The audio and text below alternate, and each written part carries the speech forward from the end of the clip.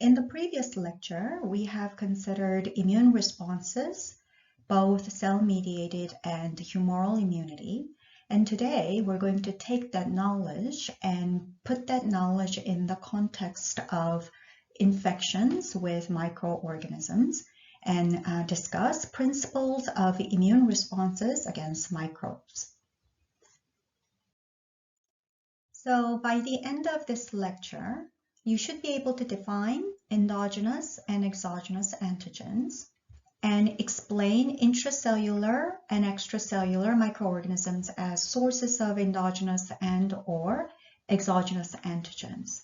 The term endogenous and exogenous antigens will be very, very important for you to understand.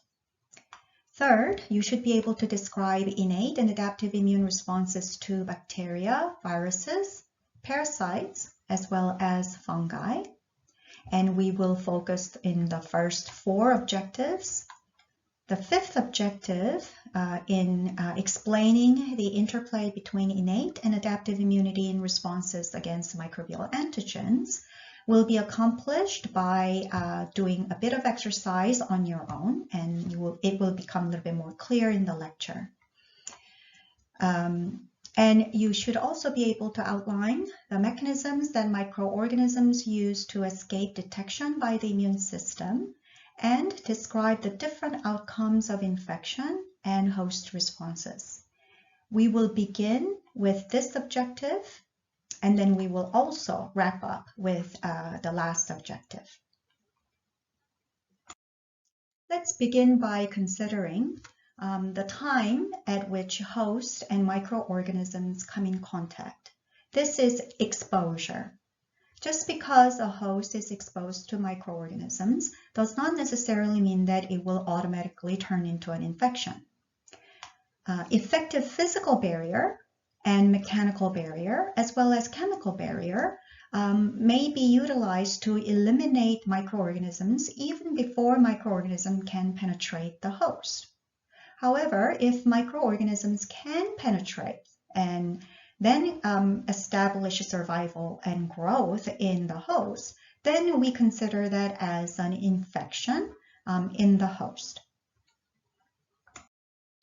So when a host microbe contact results in an infection, a number of different outcomes are possible. When the infecting organism is highly pathogenic, then the outcome is a disease. And in a disease state, there is a damage to the host, which increases over time rapidly. Another possible outcome is that the host immune response to the infecting organism is sufficient, that the organisms are completely eliminated. But when elimination is not complete, the infecting organism establishes itself in the host and colonization takes place. And from colonization, there can be a damage to the host, initially at a very low and minimal level, but that increases over time. And when the damage reaches to a particular level, then at this point, the colonization leads to a disease in which that damage to the host continues to increase over time, requiring treatment. Colonization can also lead to a persistent presence of the organism. And when this happens, it can be present in 2 different forms, where there is a chronic damage to the host, but a lower level. It's not acute. So lower level of host damage that does not change over quite a long period of time. Or it can be that the organism, it goes into a latent phase where they remain inactive for quite a long period of time, and then certain things trigger activation of the organism, and when that happens, from latency, it can turn into a disease state. So persistent presence of the organism can turn into a disease, and vice versa. Disease state, even with the treatment, when complete eradication is not achieved, then it can turn into chronic persistent presence of the organism. Now, the most insignificant outcome or most unharmful outcome is shown here, where the invading microorganism causes no damage or very, very minimal damage to the host, and it does not change over a long time, very, very long time. And this is usually seen with commensal organisms. However, commensal organisms can also cause a damage and cause a disease, especially when the immunity of the host is compromised in some ways. Now, when the outcome of an infection leads to a disease, at this point, then there is two possible final outcomes. One is that the host immune response, together with therapeutic agents, eradicate the organism and the host recovers.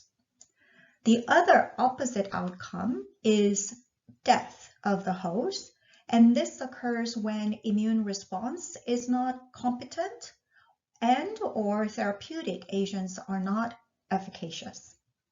Okay, so with that, we will now move on to considering the immune responses to microorganisms.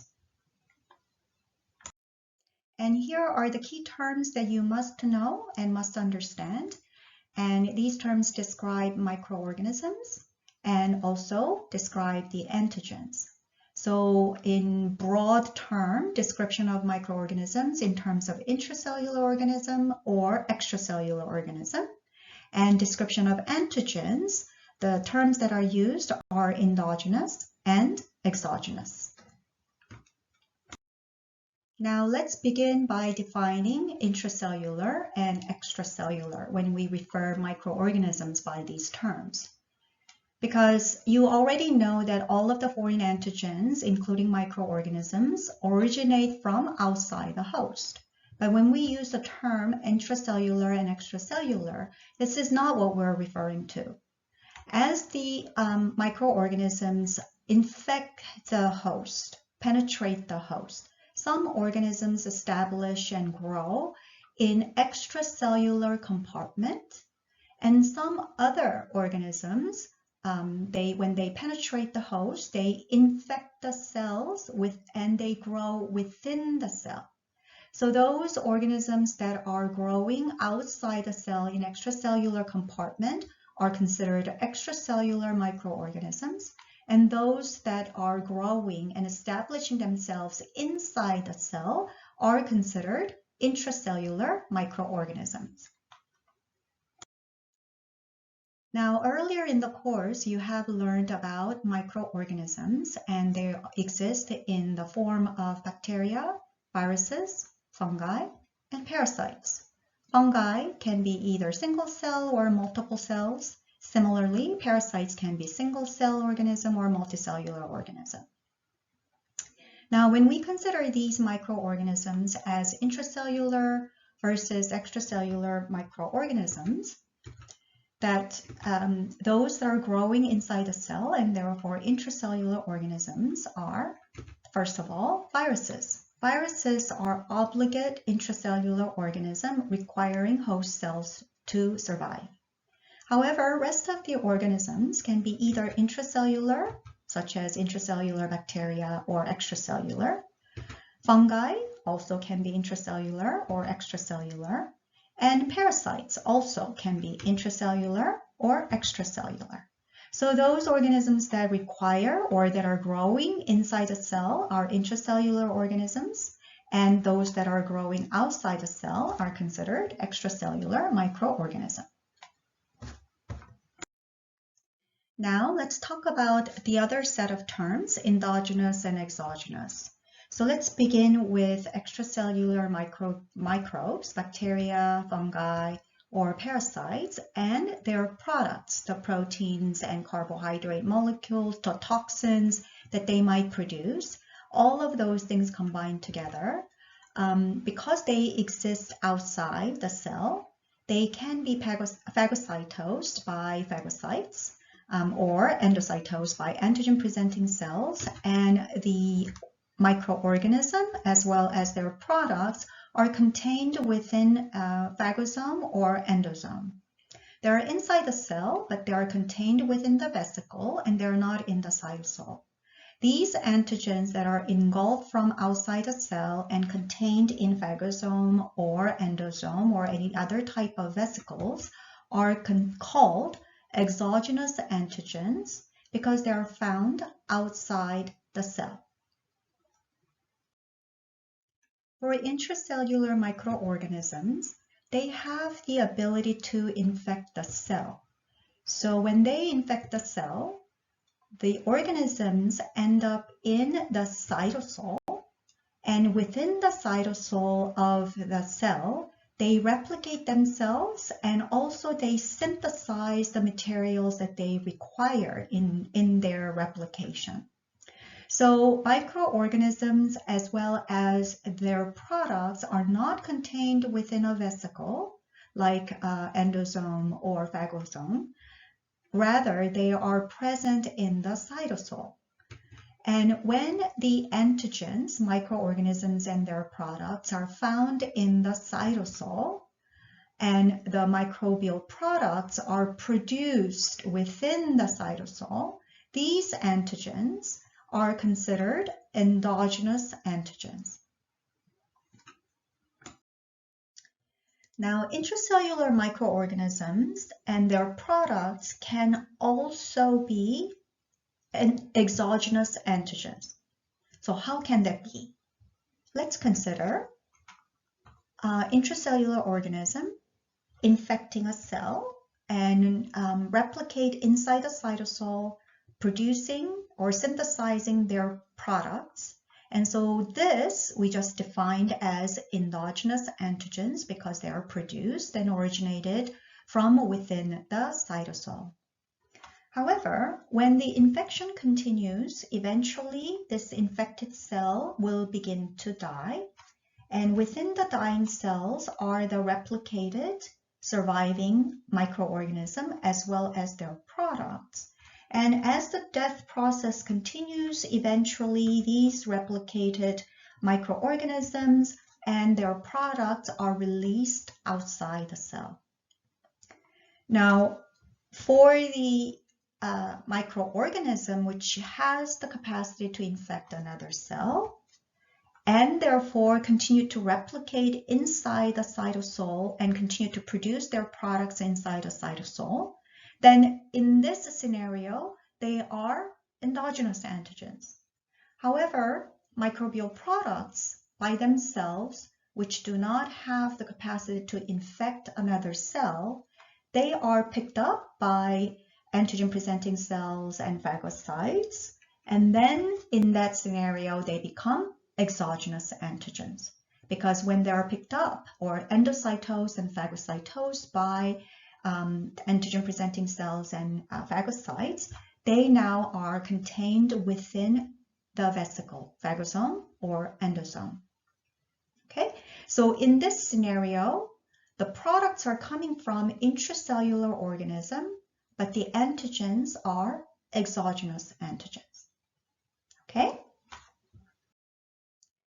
Now, with that basis, I'm going to move on to discussing about immune responses to microorganisms, and we're going to begin with extracellular microorganisms. And I'm going to use extracellular bacteria as an example representative of extracellular microorganisms. And we will begin with innate immune response. So in response to extracellular bacteria, phagocytes such as neutrophils and macrophages phagocytose and kill the organism using intracellular killing machinery. In addition, complement-mediated killing as well as complement-mediated augmentation of phagocytosis play a significant role. For extracellular bacteria, they can be either gram-negative or gram-positive.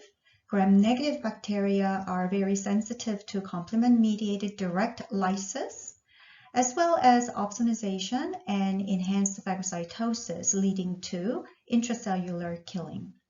For gram-positive bacteria, because of the thickness of their cell wall, rather than complement-mediated direct lysis, opsonization and enhanced phagocytosis is more efficient, resulting in intracellular killing of the organism.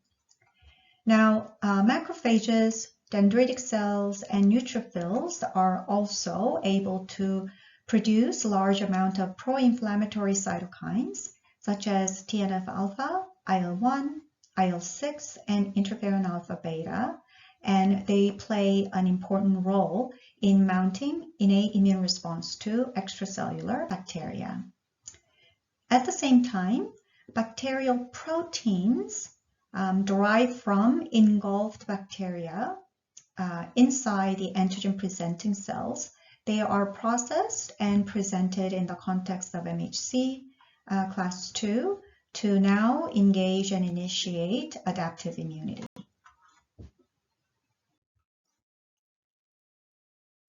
For adaptive immune response, I'm going to cover three particular aspects. One is cell-mediated immunity provided by helper T cell subsets and humoral immunity by B cells, and in particular, effector functions by antibodies. These are the important adaptive immune response to extracellular bacteria. So let's begin with cell-mediated immune response, in which antigen-presenting cells have degraded and processed and presented peptide, bacterial peptide, in the context of MHC class 2, which is recognized by CD4 expressing helper T cells through T cell receptor. And this antigen-specific T cells then transduce activation signal. So antigen-specific T cell clone then is activated, undergo proliferation, and clonally expand. And they continue to differentiate into particular CD4 helper T cell subsets, which produce various cytokines. Depending on what this cytokine is, they have the ability to impact B cell differentiation and also activate phagocytes. Humoral immune responses to extracellular bacteria follow exactly the same steps that you have learned in the previous lecture. So B cell receptor, which is IgM on naive B cells, specific for that bacteria, bind to bacterial antigens, and B cell receptors are cross-linked, transducing activation signal. So as I've mentioned, in reality, these are thousands of molecules, and signaling molecule Ig alpha and beta transduce activation signal.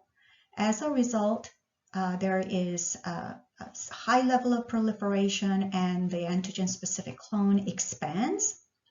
And clonally expanded B cells then differentiate into plasma cells, secreting IgM initially.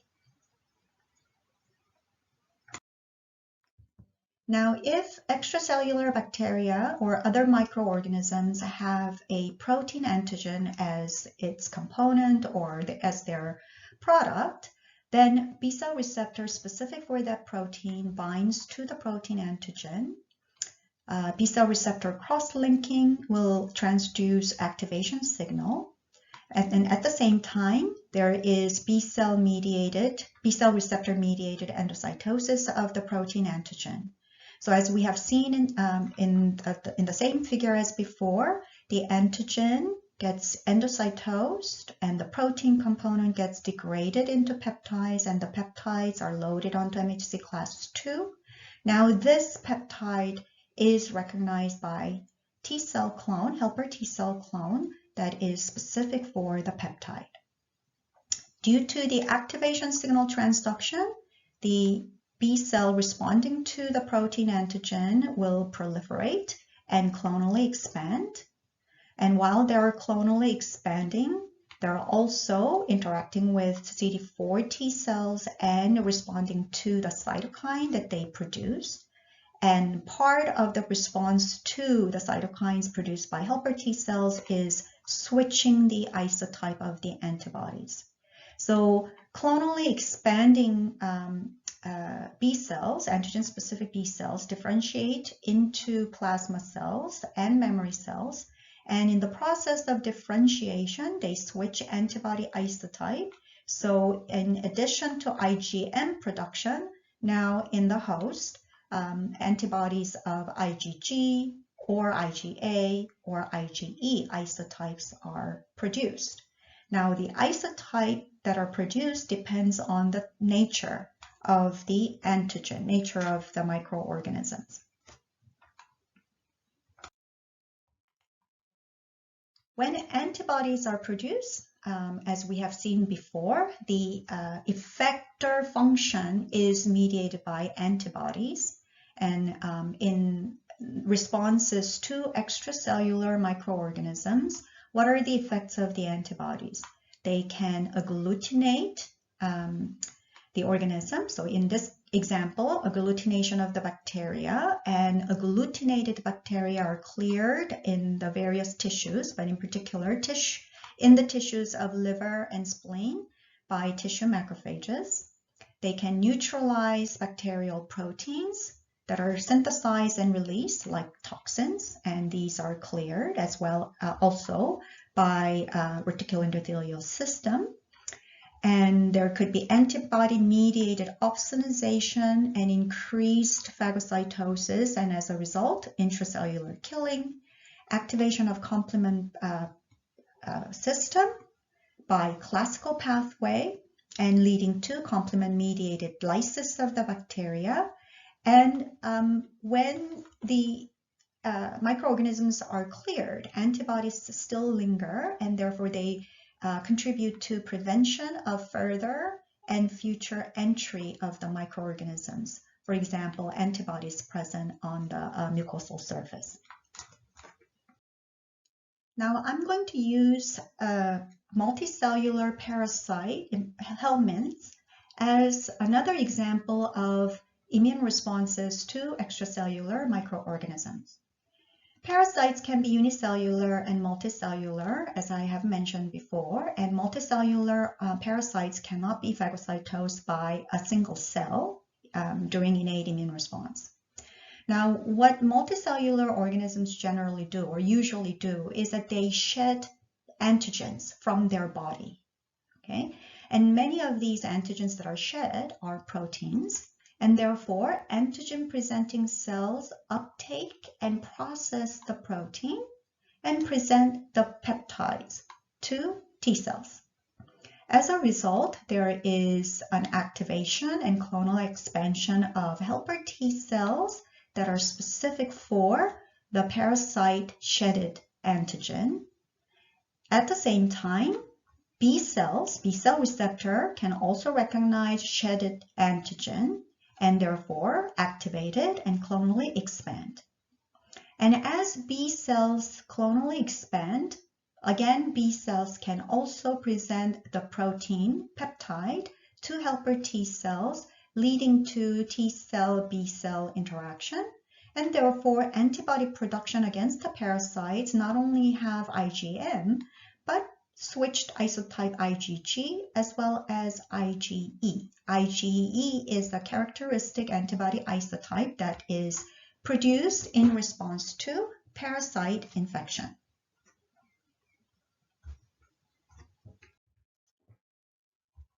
Now, how is it helpful when IgE is produced in response to parasites? So IgE and as well as IgG can bind to antigens on helminth. So in other words, soluble antibodies circulate back to where antigen is, and antigen through antigen binding site now bind to the antigenic epitope on the parasite. And at the same time, the Fc portion of the antibody bind to its receptors that are expressed by a number of different cell types. So for example, IgE binds to its receptor, Fc epsilon receptor, expressed on tissue mast cells. IgG binds to Fc gamma receptor that are expressed on eosinophils as well as neutrophils, and IgE binds to Fc epsilon receptors that are expressed on eosinophils. Now, neutrophils and eosinophils are present in the blood, but they can be recruited to the site of infection where the parasite exists. So activation of mast cells and eosinophils through the binding of Fc receptors activate them and degranulate their granular contents, which are lipid mediators generally, and some enzymes, and they are toxic to the organism, multicellular organism, and therefore they can kill the organism through extracellular or exocytosis of granular content.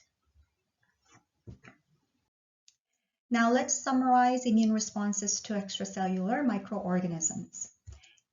In innate immunity, macrophages and neutrophils, which are phagocytes, and professional antigen-presenting cells, which are macrophages, dendritic cells, and monocytes, these cells together, they provide the major role in responding to extracellular microorganisms.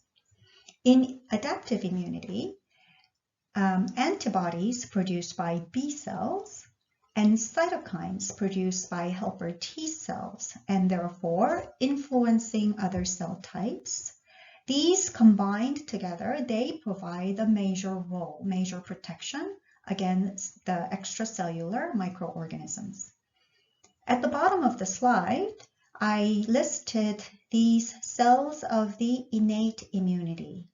Now, they are involved in responding to extracellular microorganisms.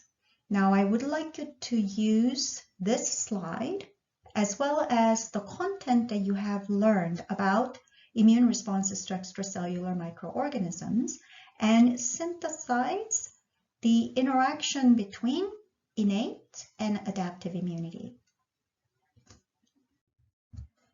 So you can use this slide, and this is your homework, that you consider interaction between innate and adaptive immunity, and you identify the major components of innate and adaptive immunity that interact with each other in the stages of immune responses to extracellular microorganisms, in other words, to exogenous antigens.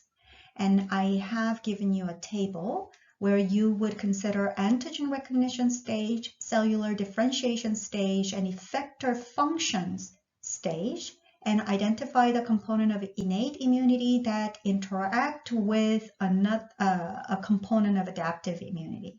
Okay, so let's try to fill this table, and we can discuss this during the tutorial. Now let's move on to discussing immune responses to intracellular microorganisms. And I'm going to use viruses as an example of intracellular microorganisms. Viruses infect cells and they replicate inside the cell, inside a cell, and cause damage to the infected cells. And eventually, viruses can cause lysis of the cells, or some viruses do not cause lysis, but they can be cytopathic, meaning that they can cause pathogenic changes in the cell. Regardless of lytic or cytopathic effect of the infection, eventually the infected cells will die, and in that dying and damaged cells, they contain completely replicated viruses that are competent to be able to infect the neighboring cells when they get out of the dying and damaged cells. And then, of course, these cells contain unused viral components which do not have the capability of infecting neighboring cells, for example, viral proteins. So we're going to begin with innate immune responses to viruses as an example of intracellular microorganism. And innate immune responses include production of interferon alpha beta, which is a major pro-inflammatory cytokine. And the sources of interferon alpha beta production includes virus-infected cells themselves, activated macrophages, sometimes neutrophils, and even non-lymphoid cells such as fibroblasts. Interferon alpha-beta, when they act on neighboring cells, they activate genes that interfere with viral replication, therefore providing resistance to virus infection. They also increase MHC class I expression on the cell surface and activate NK cells.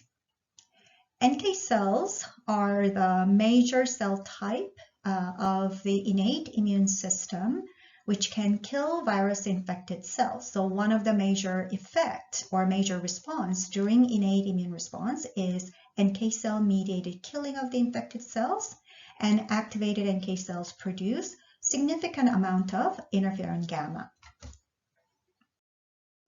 In addition, as we have seen before, dying cells release unused viral products, and many of which are proteins. So antigen-presenting cells uptake viral proteins, and they process the proteins into viral peptides and put it in the context of MHC class II, which is recognized by CD4 positive T cells and activation of helper T cell response. At the same time, infected cells express MHC class I, and then there is endogenous antigens inside the infected cells. And those endogenous antigens, which are proteins, are processed and presented presented in the context of MHC class I. And now CD8 positive T cells can be activated by recognizing the viral peptide in MHC class I. So let's begin with helper T cell response. And then move to the rest of the responses to intracellular microorganism. So with the virus infection, as I have mentioned, antigen-presenting cells will pick up viral proteins that have become outside a cell, exogenous, and they process and present the peptide, which is recognized by T cell receptor alpha-beta expressed on CD4 positive cells. Activation signal is induced, and therefore antigen-specific helper T cells proliferate and clonally expand. And as they differentiate further, they produce cytokines, different types of cytokines, which are now important for cytotoxic T cell or CD8 positive T cell activation, which is also important for further activation of NK cells, as well as macrophage activation and B cell differentiation. At the same time, host cells that are infected express MHC class I, and infected cells have the endogenous viral antigens, and the endogenous viral proteins are processed, and the viral peptides are loaded onto MHC class I, which is recognized by T cell receptor alpha-beta expressed on CD8 positive T cells, right? And as a result, CD8 positive T cells specific for the viral peptide gets activated, proliferate, and clonally expand, and further differentiate into fully mature cytotoxic T lymphocytes, which are then able to kill the target cell. In the process of activation, clonal expansion, and differentiation, as we have seen in the previous lecture, that CD4 T cell help by the cytokines that they produce are critical. And when they reach cytotoxic T lymphocyte stage as an effector cell, they produce perforin and granzyme.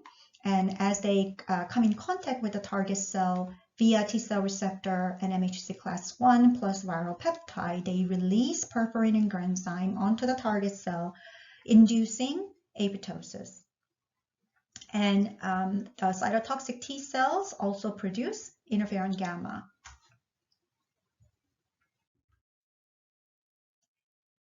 Now, humoral immune response is very similar to extracellular microorganisms in that cross-linking of the B cell receptor by viral antigens must occur, and antigen-specific B cell clone clonally expand by proliferation, initially produce IgM, but they also function as professional antigen-presenting cells, and so uptake, they endocytose and process and present viral antigens to helper T cells, and therefore come in close contact with T cells.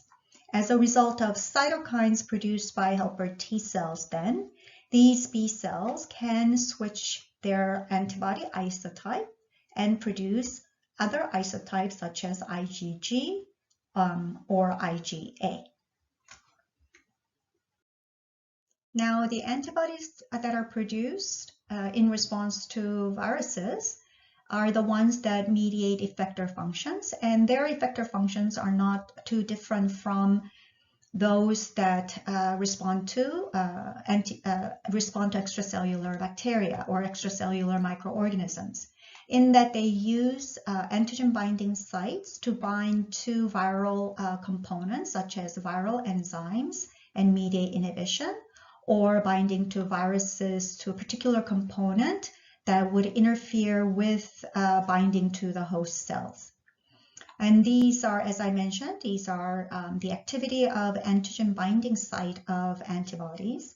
And then using Fc portion of the antibody molecules, they can opsonize and increase phagocytosis, mediate ADCC against the virus-infected cells, and then activate complement via a classical pathway and mediate lysis of infected cells. Now, I would like to highlight principles of immune responses to other types of intracellular microorganisms. We've used viruses as an example, but some bacteria and some unicellular fungi and protozoa, unicellular parasite, are intracellular microorganisms. And some responses are similar to viruses, and some responses are somewhat different. Okay, so in innate immune responses, NK cells can mediate killing of the infected cells with these intracellular microorganisms, but not as much as viruses. Production of inflammatory cytokines is very important, and it includes interference, but the role of TNF-alpha, interleukin-1, 6 are very important. And this might be new cytokine that you're being introduced to. Interleukin-12 is the central inflammatory cytokine in responding to intracellular microorganism. In adaptive immune responses, the responses are very similar to viruses in that cell-mediated immunity involving cytotoxicity, killing of the infected cells mediated by cytotoxic T cells, is essential, critical, absolutely required for eliminating infectious organism. Humoral immunity occurs, but its role is in assisting in eliminating infectious agents during the infection, and then they become very important for prevention of pathogen when a host is re-exposed to the same pathogen. So let's summarize immune responses to intracellular microorganisms. In innate immunity, natural killer cells are the main cell type that mediate immune response against most of the intracellular microorganisms. In adaptive immunity, fully matured and differentiated cytotoxic T lymphocytes are the main cell type that mediate immune response against the microorganisms, and being able to eliminate infectious agents. However, in order for CD8 positive T cells to fully differentiate into CTLs, cytotoxic T cells, the cytokines produced by helper T cells are critical. Antibodies produced by B cells can play a role, but not as important role as in response to extracellular microorganisms. And I've also listed here the cells of innate immunity for you to consider how they participate in the immune response against intracellular microorganisms and how they interact with adaptive immunity. So as in the case with extracellular microorganisms, I would like you to do this exercise that identify major components of innate and adaptive immunity that interact with each other in different stages of immune responses to endogenous antigens, referring to intracellular microorganisms and their product. Okay, at the different stages of immune response, antigen recognition, cellular differentiation, and effector function, for you to identify a component of innate immunity and which component of adaptive immunity that it interacts with. And we will discuss also in the tutorial. Now, I put immune responses to fungi in a separate category because fungal infections are usually rare. Fungal infections can occur as an endemic, usually caused by the organism or their spores, and the infection is restricted to a particular environment and within that environment. Fungal infections can also occur as an opportunistic infection, and which opportunistic infection is usually causing very mild or no disease or asymptomatic condition in healthy individuals. But it may cause severe disease in immunocompromised individuals, such as AIDS patients or cancer and transplantation patients on immunosuppressive therapy, and thus their immune system is quite suppressed. Now, in response to fungi, neutrophils are very important from innate immunity, and from cell-mediated immunity, helper T cell differentiation is very important, in particular differentiation of Th1 and Th17 subset, and their production of pro-inflammatory cytokines that can activate neutrophils and non-lymphoid cells such as epithelial cells.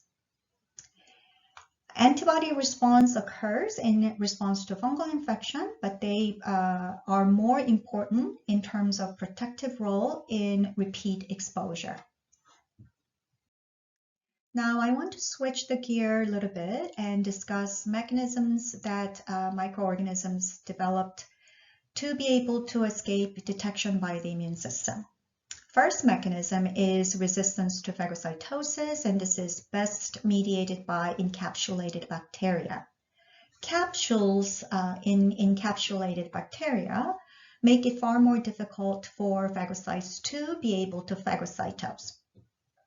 Second mechanism is a mechanism of survival inside a cell once they are engulfed.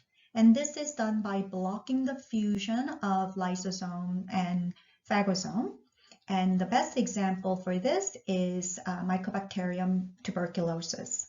In addition, intracellularly, some organisms can inhibit maturation of phagolysosome and also resist to reactive oxygen species.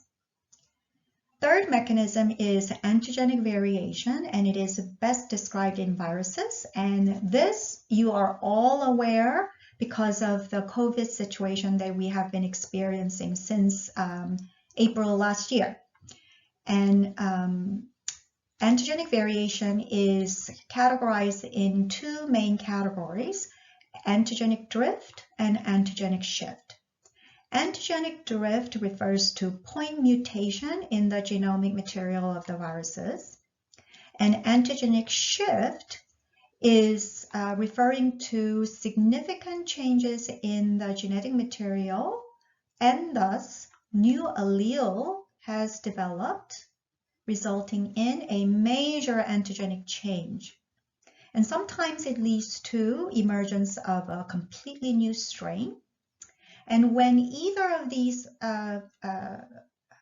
mechanisms are in place, then the existing memory cells and antibodies that have been produced in response to the original strain are not as efficient due to the changes in the antigen.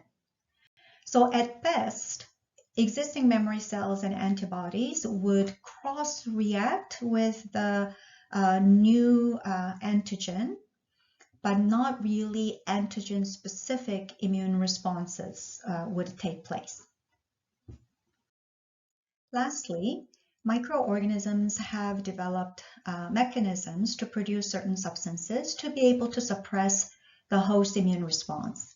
So for example, herpes simplex virus can induce decreased expression of MHC class I in infected cells and therefore avoid detection by cytotoxic T cells. Epstein-Barr virus produces its own cytokine called viral IL-10, and IL-10 is known for suppressing immune responses.